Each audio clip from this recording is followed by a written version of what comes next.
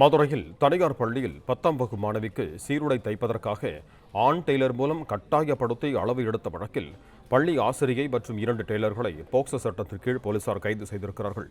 கூடுதல் விவரங்களை பகிர்ந்து கொள்கிறார் செய்தியாளர் ராஜ்குமார், நீங்க தொடரலாம். மதுரையில மாணவிகளுக்கான சீருடை தைப்பதற்காக ஆண் டெய்லர்களை மூலம் கட்டாயப்படுத்தி அளவெடுக்க வைத்ததாக 10ஆம் வகுப்பு மாணவி அளித்த புகாரின் பேரில் ஆசிரியை மற்றும் 2 டெய்லர்கள் போக்சோ சட்டத்தின் கீழ் கைது செய்யப்பட்டு சிறையில் அடைக்கப்பட்டிருக்கிறார்கள். மதுரை மாநகர் அனைத்து மகளிர் காவல் நிலையத்துக்கு உட்பட்ட எம்கேபுரம் பகுதியில் உள்ள சிறிவாணி மெட்ரிகுலேஷன் என்ற தனியார் மெட்ரிகுலேஷன் பள்ளியில சீருடை தைப்பதற்காக ஆண் டெய்லரை பயன்படுத்தி 10ஆம் வகுப்பு படிக்கும் மாணவி ஒருவருக்கு அளவெடுக்க வைத்ததாகவும், மாணவி அளித்த புகாரின் பேர் அதே பள்ளியை சேர்ந்த ஆசிரியை மற்றும் டெய்லர்கள் மீது மதுரை மாநகர் அனைத்து காவல்துறை சார்பில் போக்சோ வழக்கு பதிவு செய்யப்பட்டது.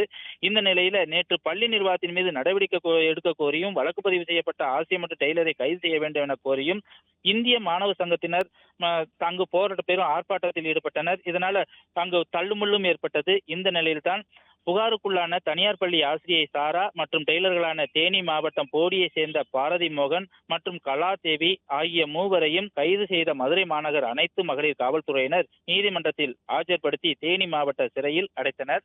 மாணவியை சீருடை தைப்பதற்காக அளவெடுத்த வழக்கில் அவர் போக்சோ சட்டத்தில் கைது செய்யப்பட்டிருப்பது அப்பகுதியில பெரும் பரபரப்பாக பேசப்பட்டு வருகிறது. நன்றி ராஜ்குமார், உங்க தகவல்களுக்கு.